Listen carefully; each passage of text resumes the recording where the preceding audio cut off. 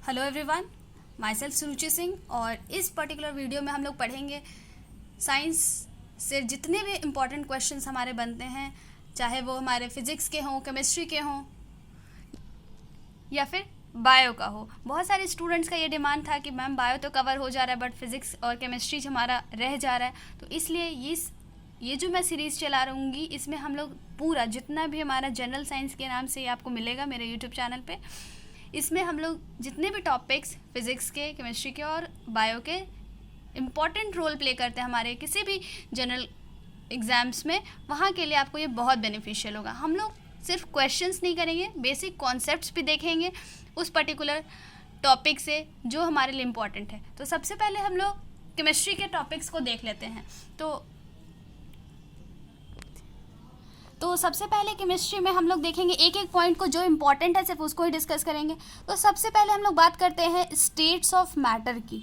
Starting से देख रहे हैं हम लोग। तो अगर स्टेट्स ऑफ मैटर की बात की जाए तो टोटल स्टेट्स ऑफ मैटर है हमारे 5। अब ये 5 कौन कौन से हैं, तो हम लोग सबको एक एक करके देख लेते हैं। सबसे पहले स्टेट्स ऑफ मैटर की बात करें तो सॉलिड, लिक्विड, गैस, प्लाज्मा, और फिफ्थ है हमारा बोस आइंस्टीन कंडेंसेट। ठीक है, इस पे हमारा अभी रिसर्च चल रहा है। प्लाज्मा की अगर बात करें तो ये हमारा हाई टेम्परेचर ऑफ स्टेट को डिनोट करता है।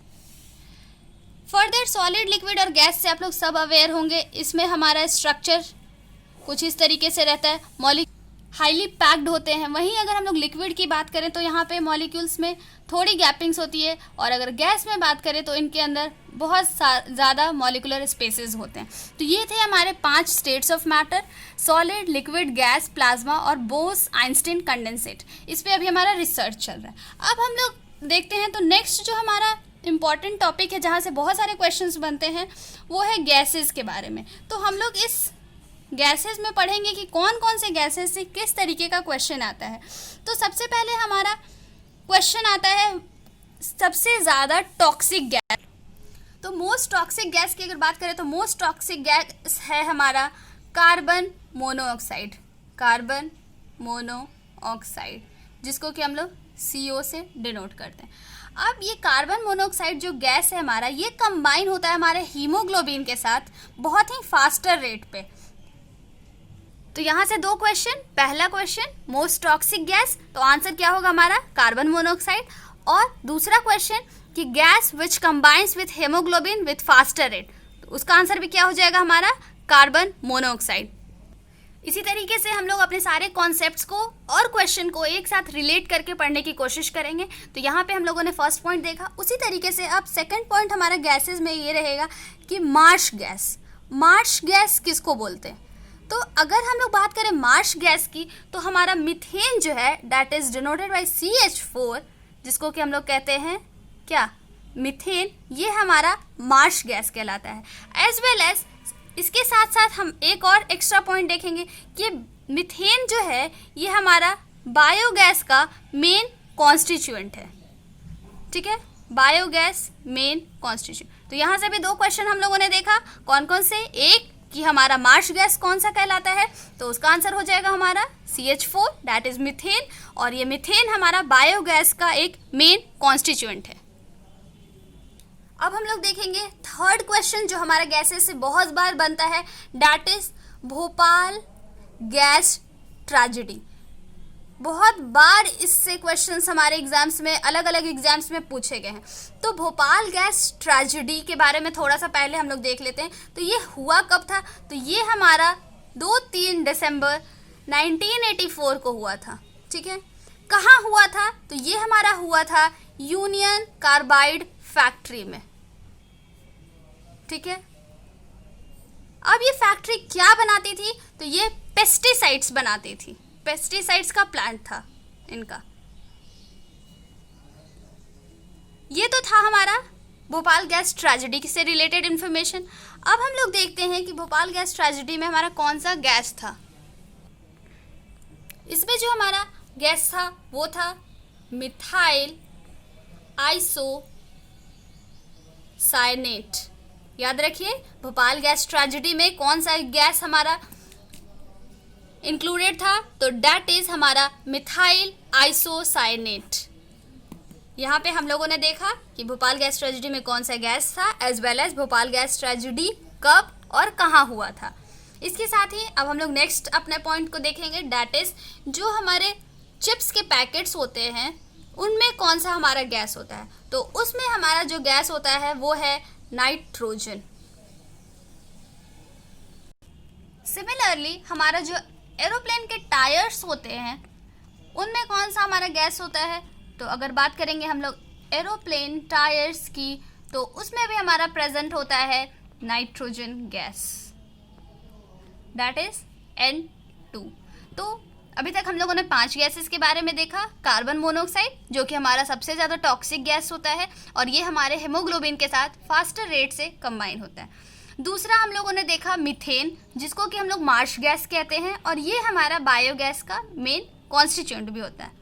तीसरा हम लोगों ने देखा मिथाइल आइसोसाइनेट के बारे में, जो कि भोपाल गैस ट्रेजेडी के समय सबसे ज़्यादा ये गैस की वजह से ही हमारी ये ट्रेजेडी हुई थी। उसके बाद हम लोगों ने देखा नाइट्रोजन के बारे में, जो कि यूज्ड होता है हमारे चिप्स के पैकेट्स में एज वेल एज एरोप्लेन के टायर्स में।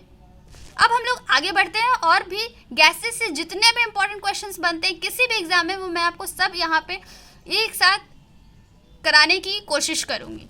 तो नेक्स्ट हम लोग देखेंगे दैट इज इलेक्ट्रिक बल्ब के बारे में। इलेक्ट्रिक बल्ब, अगर हम लोग इलेक्ट्रिक बल्ब की बात करें तो इलेक्ट्रिक बल्ब में हमारा 3 गैसेस प्रेजेंट होता है। कौन कौन सा? दूसरा है हमारा नियोन और तीसरा है हमारा नाइट्रोजन। ठीक है, इलेक्ट्रिक बल्ब जो हमारा सपोज दैट ये हमारा बल्ब है, तो यहाँ पे कौन कौन से गैसेस प्रेजेंट होते हैं, दैट इज नंबर 1 आर्गन, दूसरा नियोन और तीसरा नाइट्रोजन। वेयर एज अगर हम लोग बात करें इस बल्ब के फिलामेंट की, तो ये जो फिलामेंट है हमारा बल्ब का, ये बना होता है हमारा एक मेटल का। वो मेटल कौन सा है, तो वो मेटल हमारा होता है टंगस्टन। ये भी बहुत बार क्वेश्चन आता है कि बल्ब के फिलामेंट किस चीज़ के बने होते हैं, तो वो हमारा बना होता है टंगस्टन, जिसको कि हम लोग W से रिप्रेजेंट करते हैं। नेक्स्ट अब हम लोग बात करते हैं अपने कि कौन से गैस को हम लोग सपोर्टर ऑफ कंबशन के नाम से जानते हैं, मतलब कौन सा गैस जलने में हेल्प करता है, तो वो होगा हमारा ऑक्सीजन। तो हम लोग लिख सकते हैं अपना next point, that is supporter of combustion. तो नेक्स्ट हमारा इंपॉर्टेंट क्वेश्चन बनता है गैसेस से 2 बहुत इंपॉर्टेंट, और इकट्ठे आपको समझा देती हूँ मैं। पहला क्वेश्चन है हमारा that is supporter of combustion, combustion में हेल्प करने वाला गैस, तो उसका हमारा आंसर हो जाएगा ऑक्सीजन। ऑक्सीजन हमारा एक सपोर्टर ऑफ कंबशन के जैसा एक्ट करता है और ये जलने में बहुत ज़्यादा इंपॉर्टेंट गैस है। वहीं पे अगर हम लोग बात करें कि gas which is used as to extinguish fire, आग बुझाने में कौन सा गैस हेल्प करता है, तो उसका आंसर हमारा हो जाएगा कार्बन डाइऑक्साइड। तो याद रखिए, कंबशन में सपोर्ट करने वाला ऑक्सीजन और फायर को एक्सटिंग्विश करने वाला कार्बन डाइऑक्साइड। नेक्स्ट हम लोग देखते हैं कि जो हमारे एसिड रेन होते हैं उसमें हमारा कौन सा गैस प्रेजेंट होता है। तो अगर बात करें हम लोग एसिड रेन में जो गैसेस प्रेजेंट होते हैं, तो उसमें 2 इंपॉर्टेंट गैसेस प्रेजेंट होते हैं। कौन कौन से? Number 1 is sulphur dioxide and number 2 is nitrogen dioxide. तो हम लोगों ने देखा यहाँ पे कि एरोप्लेन टायर्स में नाइट्रोजन, चिप्स पैकेट्स में नाइट्रोजन, इलेक्ट्रिक बल्ब में आर्गन, नियोन और nitrogen, supporter of combustion oxygen हमारा हो जाएगा, फायर को एक्सटिंग्विश करने में carbon dioxide, as well as अगर बात करें एसिड रेन में प्रेजेंट होने वाली गैसेस का, तो वो है हमारा सल्फर डाइऑक्साइड और नाइट्रोजन डाइऑक्साइड। ये सारे इंपॉर्टेंट क्वेश्चन हूबहू आपके एग्जाम में ऐसे ही पूछे जाते हैं, इसलिए मैं वो क्वेश्चंस पैटर्न पे आपको ये थ्योरी दे रही हूँ। नेक्स्ट हम लोग बात करेंगे which gas is known as laughing gas. तो अगर बात करें हम लोग लाफिंग गैस की, तो हमारा आंसर क्या हो जाएगा? तो लाफिंग गैस किसको कहते हैं, तो इसका हमारा आंसर हो जाएगा N2O, that is nitrous oxide. Laughing gas किसको कहते हैं, तो नाइट्रस ऑक्साइड। वहीं पे अगर एक और हम लोग नाइट्रस ऑक्साइड से रिलेटेड बात करें तो नाइट्रस ऑक्साइड का ही हम लोग इस्तेमाल करते हैं एनेस्थीसिया में, मतलब कि बेहोश करने के लिए। ठीक है, यहाँ पे सिर्फ हमारा नाइट्रस ऑक्साइड नहीं होता है, इसमें हमारे दो गैसेस होते हैं। Number 1 is nitrous oxide and दूसरा जो हमारा होता है जब हम इसको क्लोरोफॉर्म के साथ मिलाते हैं तब ये जो दवा प्रिपेयर होता है उसको हम लोग एनेस्थीसिया के टाइम पे यूज़ करते हैं। नेक्स्ट हम लोग बात करेंगे, ये तो था टीयर गैस, लाफिंग गैस हम लोगों ने अभी देखा। अब हम लोग देखते हैं टीयर गैस के बारे में। तो टीयर गैस किसको कहते हैं? तो टीयर गैस हम कहते हैं CS, that is carbonyl sulphide को। Carbonyl sulphide gas is known as tear gas और इसका इस्तेमाल हम लोग करते हैं कहाँ? तो टू कंट्रोल क्राउड, भीड़ को कंट्रोल करने के लिए। टीयर गैस किसको कहेंगे? Carbonyl sulphide denoted by CS। Next हम लोग बात करेंगे तो हमारा ओनियन में क्या प्रेजेंट होता है? तो ओनियन में हमारा सल्फर होता है, ये भी याद रखिएगा, बहुत बार क्वेश्चन पूछा गया है। तो ये थे हमारे सारे इंपॉर्टेंट गैसेस के बारे में कि कौन सा गैस को हम लोग किस नाम से जानते हैं और किस चीज़ को उस के लिए उसको फेमस है। इसी के साथ हमारा गैस से जितने भी इंपॉर्टेंट क्वेश्चंस बनते हैं या बन सकते हैं वो सारे मैंने कवर करा है। अब हम लोग देखेंगे कि कुछ सब्सटेंसेस और उस सब्सटेंसेस में पर्टिकुलरली कौन सा एसिड प्रेजेंट होता है। ये भी हमारा एक बहुत इंपॉर्टेंट टॉपिक रहता है जनरल कॉम्पिटिशन के एग्जाम्स में। तो आइए अब हम लोग अपना नेक्स्ट टॉपिक की तरफ चलते हैं, डैट इज एसिड कौन से प्रेजेंट है पर्टिकुलर किसी भी सब्सटेंसेस में। जितने भी क्वेश्चंस आए हुए हैं सब्सटेंसेस के बारे में बस उसी को डील करेंगे, ज़्यादा डिटेल नहीं करेंगे इसको। तो सबसे पहले सब्सटेंस में हम लोग बात करते हैं सिट्रस फ्रूट्स के। खट्टा फल में कौन सा एसिड प्रेजेंट होता है? तो इसमें जो हमारा एसिड प्रेजेंट होता है वो है हमारा साइट्रिक एसिड। डायरेक्ट क्वेश्चंस बनते हैं कि सिट्रस फ्रूट्स में कौन से एसिड्स प्रेजेंट होते हैं, तो the answer will be citric acid. Next, citric acid के बारे में अगर थोड़ा सा हम लोग बात करें तो विटामिन C का ये हमारा नाम है साइट्रिक एसिड। फर्दर एक और एक्स्ट्रा पॉइंट हम लोग देख लेते हैं। सिट्रस फ्रूट्स में जो हमारे शुगर प्रेजेंट होता है, जो मीठा होता है, वो कौन सा शुगर होता है? तो वो हमारा होता है फ्रक्टोज। ये फ्रक्टोज हमारा ना सिर्फ सिट्रस फ्रूट्स में प्रेजेंट होता है बल्कि जितने भी हमारे टॉफीज, इवन की हनी, लॉलीपॉप और कैंडीज वगैरह में जो हमारा शुगर प्रेजेंट होता है वो भी हमारा कौन सा है? That is fructose. तो ये था हमारा पहला सब्सटेंस साइट्रस फ्रूट्स, जिसमें कि हमारा कौन सा एसिड प्रेजेंट होता है? That is citric acid. Next हम लोग जिस सब्सटेंस की बात करने वाले हैं वो है हमारा कर्ड, दही। तो दही में जो हमारा एसिड प्रेजेंट होता है that is lactic acid. Next substance की हम लोग बात करें तो ये बहुत बार पूछा गया, दैट इज नेक्स्ट हम लोग देखेंगे कि जब हमारे मस्कुलर क्रैम्प्स होते हैं हैवी एक्सरसाइज वगैरह करने की वजह से, मस्कुलर फैटिग जिसको हम लोग बोलते हैं, तो ये कौन से एसिड्स के प्रेजेंस की वजह से हो जाता है? तो वो हमारा उसका आंसर भी हो जाएगा लैक्टिक एसिड। जब हमारा पायरुवेट लैक्टिक एसिड अकुमुलेट हो जाता है हमारे मसल्स में तब ये हमारे मस्कुलर फैटिग को कॉज करता है। नेक्स्ट हम लोग बात करेंगे अपने नेक्स्ट सब्सटेंस की, तो वो है हमारा टोमेटो। टोमेटो में कौन सा एसिड प्रेजेंट होता है? तो टोमेटो में हमारा जो एसिड पाया जाता है that is known as oxalic acid. Next, tamarind. ये सारे बहुत ही बार पूछे गए हैं एग्जाम्स में, तो इसलिए मैं वो सारे सब्सटेंस यहाँ पे आपको कवर करा दूँ। तो टैमरिंड में अगर बात करें तो हमारा जो एसिड प्रेजेंट होता है that is tartaric. Next, ant bite में जब अगर चींटी काटती है तब कौन सा एसिड प्रेजेंट होता है? तो दैट इज फॉर्मिक एसिड हमारा हो जाएगा, फॉर्मिक एसिड। या फिर अगर ऑप्शन में आपका फॉर्मिक एसिड नहीं रहे तो मिथेनोइक एसिड भी आप हमारा सही आंसर है, उसको भी आप मार्क कर सकते हैं। नेक्स्ट, जो हमारे बैटरीज वगैरह होते हैं उनमें कौन सा एसिड प्रेजेंट होता है? तो अगर बैटरी वाले प्रेजेंट एसिड की बात करें तो उसमें प्रेजेंट होता है हमारा H2SO4 that is sulphuric acid, sulphuric acid. Next हम लोग बात करेंगे जो हमारा स्पिनच होता है, पालक, उसमें कौन सा हमारा एसिड प्रेजेंट होता है? तो स्पिनिच में हमारा प्रेजेंट होता है मैलिक एसिड। नेक्स्ट हम लोग बात करेंगे, हमारा 9 नंबर सब्सटेंस होगा, तो अनराइप फ्रूट की बात कर लेते हैं हम लोग। कच्चे फल में प्रेजेंट होने वाला एसिड कौन सा होता है, तो इसमें भी हमारा होता है मैलिक एसिड।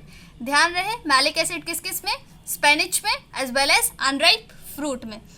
वहीं पे अगर हम लोग बात करें कि जो हमारे स्टमक में एसिडिटी होती है, स्टमक एंड एसिडिटी के टाइम पे हमारे स्टमक में कौन सा एसिड प्रेजेंट होता है, तो इसका हमारा आंसर हो जाएगा HCl, that is hydrochloric acid.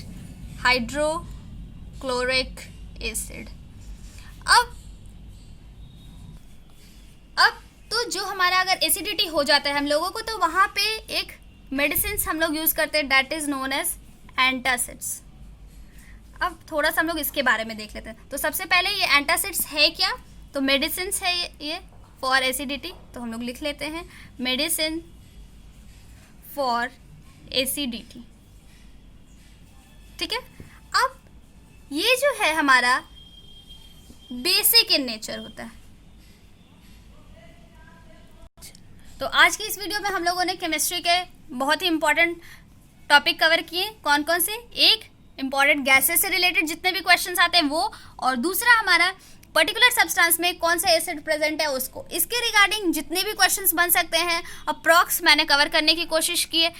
10 most important substances और उसके एसिड्स को बताया, और तकरीबन 15 गैसेस के बारे में डील किया, जिसको डिटेल में मैंने आपको 2-3 बार एक्सप्लेन भी किया और समझाया भी। आई होप कि ये वीडियो आपके लिए बेनिफिशियल रहेगा और आपको ये जनरल पेपर के लिए तैयारी करने में हेल्प करेगा। तो इसी के साथ आज का वीडियो हम लोग यहीं पे वाइंड अप करेंगे। नेक्स्ट वीडियो में इसी सीरीज़ को कंटिन्यू करेंगे, जिसमें कि हम लोग अलग अलग केमिस्ट्री और फिज़िक्स, बायोलॉजी सारे टॉपिक्स को और उससे बनने वाले क्वेश्चंस को देखेंगे।